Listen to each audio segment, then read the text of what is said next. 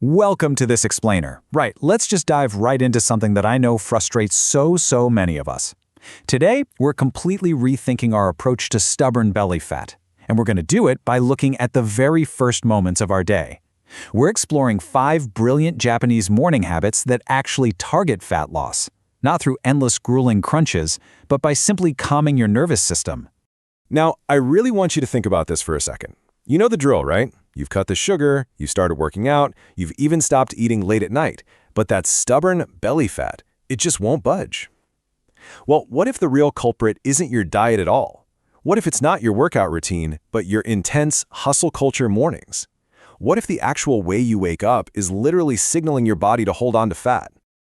Okay, so to understand why this happens, we need to quickly look at the biology. You see, we all experience this thing called the Cortisol Awakening Response, or CAR. Now, cortisol itself isn't inherently bad. It's a natural survival mechanism. It's designed to wake you up and get you moving.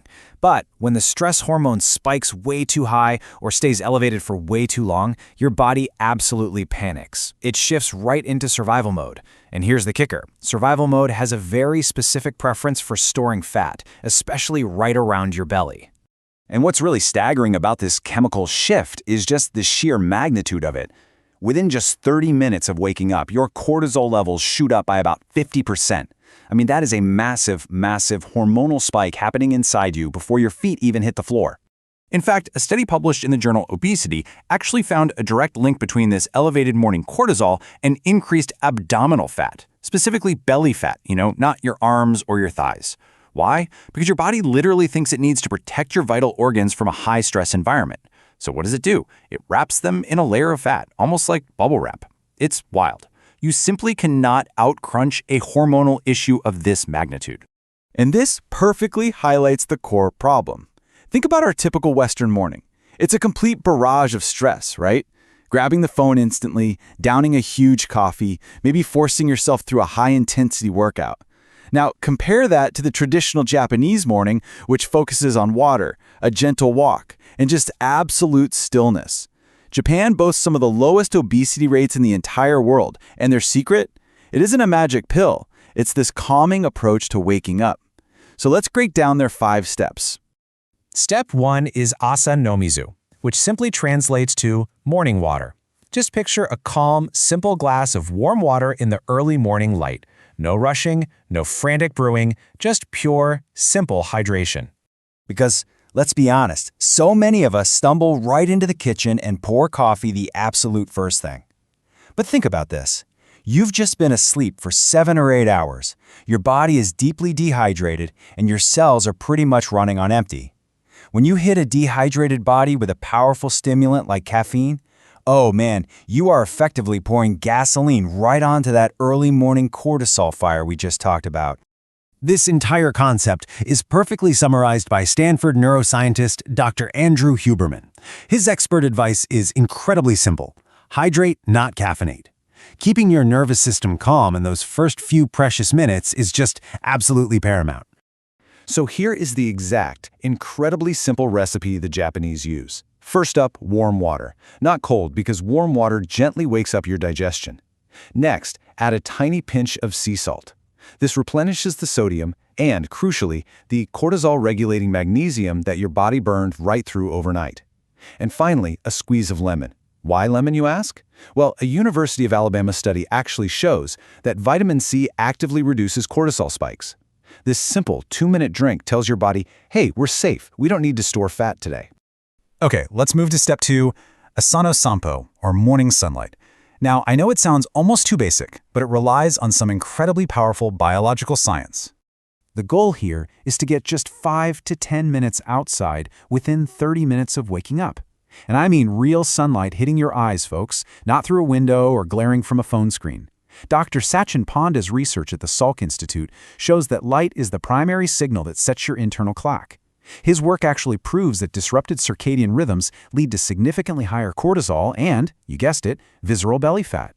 Stepping outside triggers serotonin for daytime energy, which then magically becomes melatonin later for deep sleep, which in turn lowers the very next morning's cortisol. It's just an incredible chain reaction. And this brings us to step 3, the beautiful Japanese concept of ma.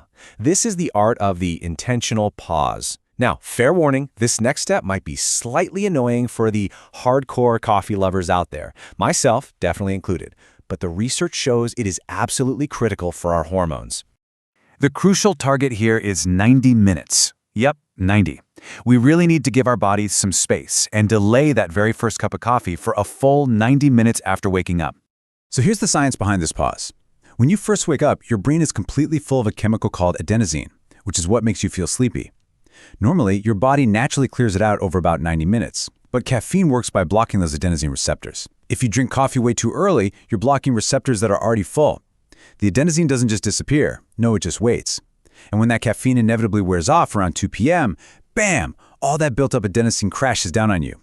Your body reads that massive crash as intense stress, your cortisol spikes, you start craving sugar, and boom, the belly fat cycle just continues. Delay the coffee, though, and you get clean energy with zero crash. All right, moving right along to step 4, Sanpo. This means walk, don't run. And get ready because this step is going to totally subvert everything standard fitness culture tells us about the whole morning hustle and grinding out a brutal workout before dawn. We have all been conditioned to think harder is always better, right? But research from the Journal of Endocrinological Investigation actually shows that doing a high-intensity workout right during your morning cortisol peak elevates your stress hormones for hours afterward. Sure, you might feel a quick, awesome rush of endorphins, but you are literally adding stress on top of stress. And unfortunately, your hormones are going to pay the price all day long. But the alternative is absolutely fascinating. Stanford researchers discovered a phenomenon called optic flow. Basically, when you go for a simple, easy 20-minute outside walk, your environment moves past you on both sides. This visual pattern directly turns down the volume on your amygdala, which is the fear center of your brain. It literally switches off your body's smoke alarm, keeping your cortisol nice and low. So in this case, walking isn't just exercise, it's practically medicinal. Finally, we reach step 5, Sayaku, which translates to silence and tranquility. Now, for modern living, I'll be honest, this might be the single most difficult habit to adopt because it requires a strict, completely phone-free first half hour of your day. Think about it. The very moment you look at your phone, those notifications and flashy headlines trigger these tiny, rapid spikes of dopamine and cortisol. Your nervous system is yanked from rest mode straight into reactive mode. As Stanford's Dr. Anna Lemke brilliantly explains, this early morning dopamine hit sets your baseline higher for the rest of the day, meaning you'll need way more stimulation just to feel normal, which pretty much guarantees more stress and, consequently, more of that stubborn belly fat storage. I just love this analogy.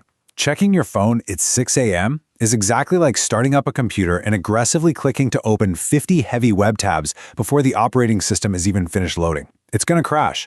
Your brain needs a gentle, screen-free boot-up sequence instead of being violently jolted into digital chaos right out of the gate. Okay, let's pull all of this together and see how it builds a pretty much perfect chronological morning sequence. Minute 0, you wake up and drink your warm water. Minute 10, you get outside for some real sunlight and an easy walk.